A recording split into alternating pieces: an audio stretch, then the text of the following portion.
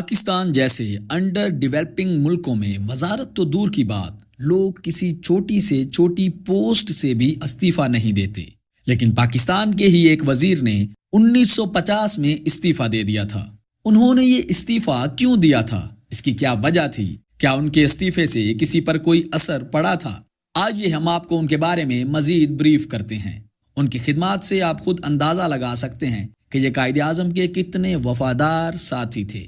ان کا نام تھا جوگندر ناتھ منڈل اور وہ بنگال کے ایک قصبے باقر گنج میں کسانوں کے ایک خاندان میں پیدا ہوئے تھے۔ منڈل کے والد کی خواہش تھی کہ گھر میں کچھ ہو یا نہ ہو، ان کا بیٹا جوگندر تعلیم ضرور حاصل کرے، اور منڈل کی تعلیم کے لیے مالی مدد ان کے ایک بے اولاد چچا نے فراہم کی، اور مقامی اسکول میں تعلیم حاصل کرنے کے بعد انہوں نے بنگال کے علاقے باڑی سال میں واقع بہترین تعلیمی ادارے برج موہن کالج میں داخلہ حاصل کیا۔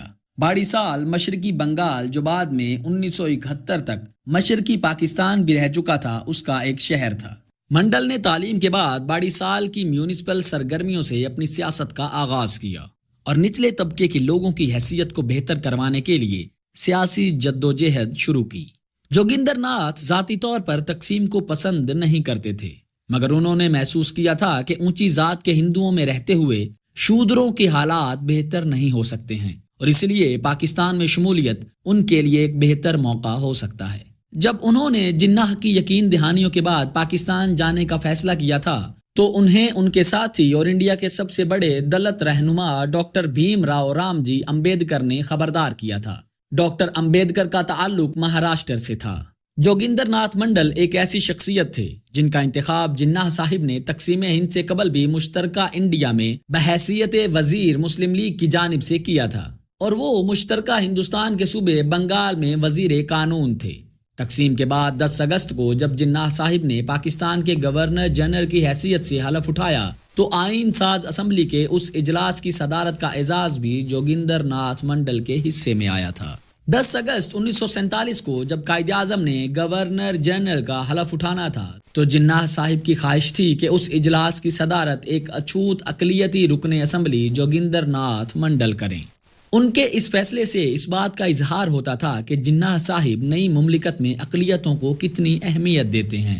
لیاقت علی خان نے اجلاس کی صدارت کے لیے جوگندر ناتھ کا نام تجویز کیا، جبکہ اس کی تائید خواجہ ناظم الدین نے کی۔ جوگندر ناتھ نے بحیثیت صدر اپنے خیالات کا اظہار کیا اور اس امید کا اظہار کیا کہ جناح صاحب کی قیادت میں ملک مزید ترقی کرے گا۔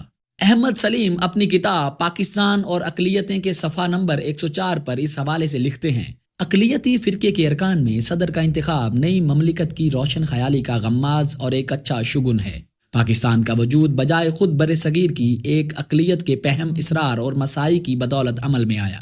میں یہ نکتہ واضح کرنا چاہتا ہوں کہ نہ صرف پاکستان اور ہندوستان بلکہ تمام دنیا کے باشندوں کی نظریں پاکستان کی مجلس دستور ساز اسمبلی پر لگی ہوئی ہیں۔ مارچ 1949 میں جوگندر ناتھ منڈل نے قرارداد مقاصد کی حمایت کی۔ یہ وہی قرارداد مقاصد ہے جو آج تک پاکستان کی سیاست کا موضوع ہے۔ ترقی پسندوں کا خیال یہ ہے کہ اس قرارداد کے ذریعے جناح صاحب کے سیکولر پاکستان کو ایک مذہبی ریاست کا درجہ دے دیا گیا تھا۔ پاکستان میں عموماً مذہبی جنونیت میں اضافے اور پھیلاؤ کا ذمہ دار سابق فوجی امیر جنرل ضیاء الحق کے نظام حکومت اور اس کے بعد رائج ہونے والی ملائیت کی طاقت کو قرار دیا جاتا رہا ہے، لیکن تاریخ کے ایک اہم کردار جوگندر ناتھ منڈل نے 70 برس قبل اس وقت کے وزیر اعظم کو لکھے گئے اپنے استعفے میں مذہبی جنونیت کے فروغ کا ذمہ دار پاکستانی اسٹیبلشمنٹ کی مذہب کو ایک آلہ کار کے طور پر استعمال کرنے اور پھر اس کے سامنے جھکنے کی روش کو قرار دیا تھا۔ جوگندر ناتھ منڈل کا تعلق بنگال کی دلت برادری سے تھا۔ تقسیم ہند سے پہلے بنگال کی سیاست میں صرف برطانوی نو آبادیاتی نظام سے آزادی اہم معاملہ نہیں تھا، بلکہ بعض لوگوں کی نظر میں اس سے بھی زیادہ اہم معاملہ بنگال میں زمینداری نظام کی چکی میں پسنے والے کسان تھے، جن میں زیادہ بڑی تعداد مسلمانوں کی تھی۔ اس کے بعد دلت تھے، جنہیں شودر بھی کہا جاتا تھا، لیکن انگریزوں کے زمانے میں انہیں شیڈول کاسٹ کہا جانے لگا تھا۔ پاکستان کے پہلے وزیر قانون اور اچھوت رہنما جوگندر ناتھ منڈل نے قدم قدم پر حکومت پاکستان کی تائید اور حمایت کی تھی۔ انہیں کچلے ہوئے عوام کا ہیرو ہونے کا اعزاز حاصل تھا۔ 1940 سے جب وہ کولکتہ کارپوریشن میں منتخب ہوئے، وہ مسلم عوام کا ساتھ دے رہے تھے۔ انہوں نے اے فضل الحق وزارت اور خواجہ ناظم الدین وزارت جو کہ 1943 سے 1945 کے عرصے میں رہی ان کے ساتھ بھرپور تعاون کیا اور 1946 اور 47 میں مسلم لیگ کے اس وقت کام آئے جب قائد اعظم کو متحدہ ہندوستان کی عبوری وزارت کے لیے اپنے 5 وزیروں کے نام درکار تھے۔ قائد اعظم منڈل کو مسلم لیگ کی جانب سے وزیر نامزد کرنا چاہتے تھے۔ انہوں نے قائد اعظم کی یہ پیشکش قبول کر کے قائد کی اس حکمت عملی کو کامیاب بنایا کہ اگر کانگریس ابوالکلام کو ایک مسلمان وزیر کے طور پر نامزد کر سکتی ہے تو مسلم لیگ بھی ایک اچھوت کو اپنا وزیر مقرر کر سکتی ہے۔ پھر 3 جون 1947 کا اعلان ہوا تو ضلع سلہٹ کے باشندوں کو یہ طے کرنا تھا کہ آیا ان کا ضلع آسام میں شامل رہے گا یا پاکستان کا جزو بن جائے گا۔ ہندوؤں اور مسلمانوں کے ووٹوں کی تعداد میں کچھ زیادہ فرق نہیں تھا اور اچھوت اقوام کے کافی ووٹ تھے جو ریفرینڈم کے نتائج پر اثر انداز ہو سکتے تھے۔ قائد اعظم کی ہدایت پر مسٹر منڈل ریفرینڈم کے سلسلے میں سلہٹ پہنچے اور فیصلہ پاکستان کے حق میں کروا کر لوٹے۔ جیسا کہ ہم پہلے بیان کر چکے ہیں کہ تقسیم ہند کے بعد پاکستان کی سیاست میں بیوروکریسی کا عمل دخل بہت زیادہ تھا۔ وہ کسی بھی ایسے شخص کو بلا لحاظ مذہب و ملت برداشت کرنے کے لیے تیار نہ تھی جس کے سامنے اسے جواب دہ ہونا پڑے۔ اس لیے انہوں نے ایسے تمام افراد کے پر مختلف ہیلوں بہانوں سے کترنا شروع کر دیے۔ جوگیندر ناتھ منڈل بھی اس کا شکار ہوئے۔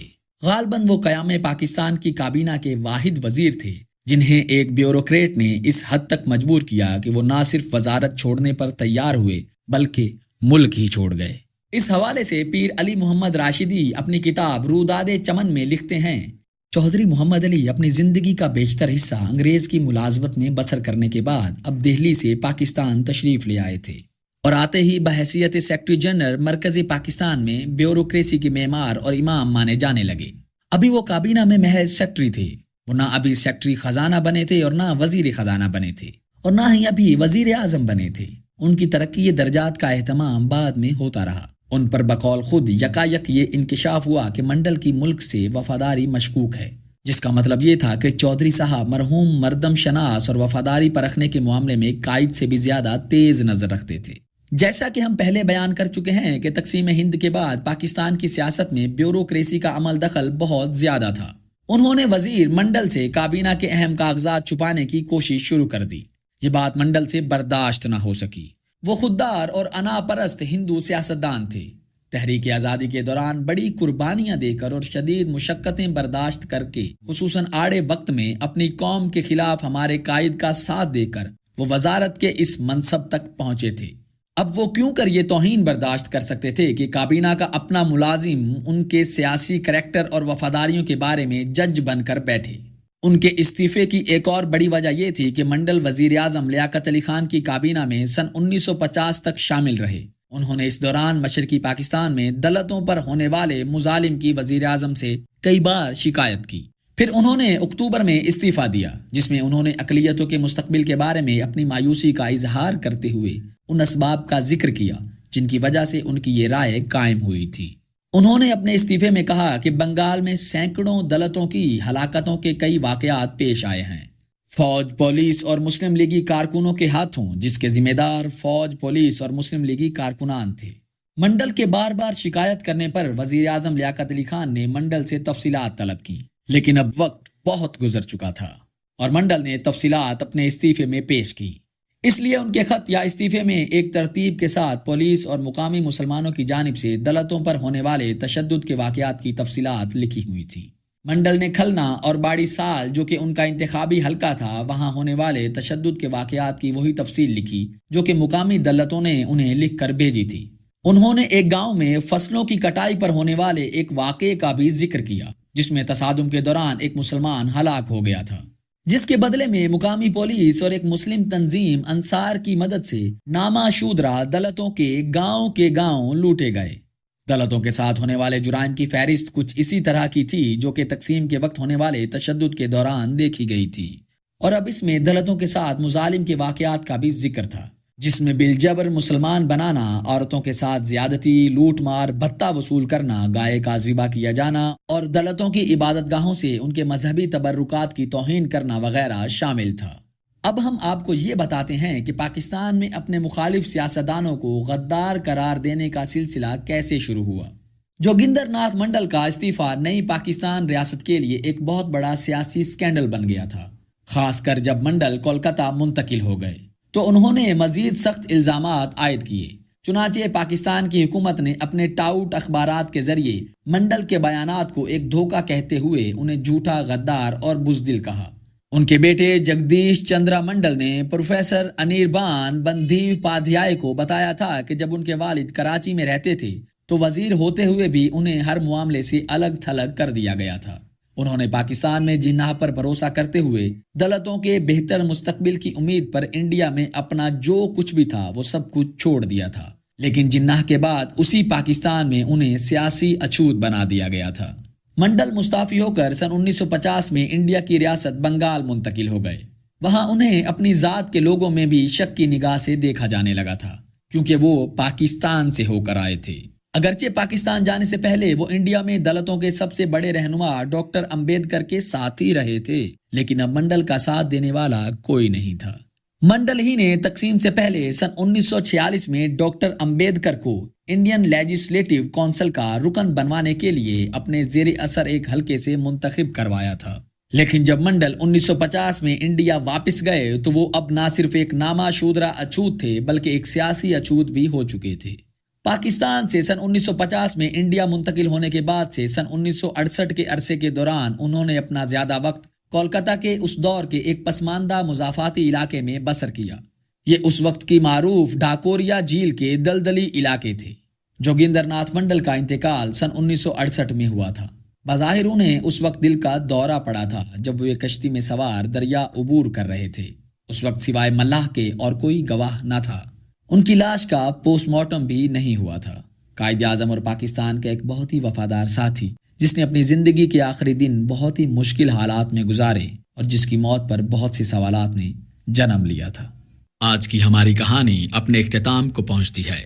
मजीद ऐसी वीडियोस के लिए हमारा channel voice of overseas subscribe जरूर कीजिए। अगली दफा तक के लिए अल्लाह हाफिज।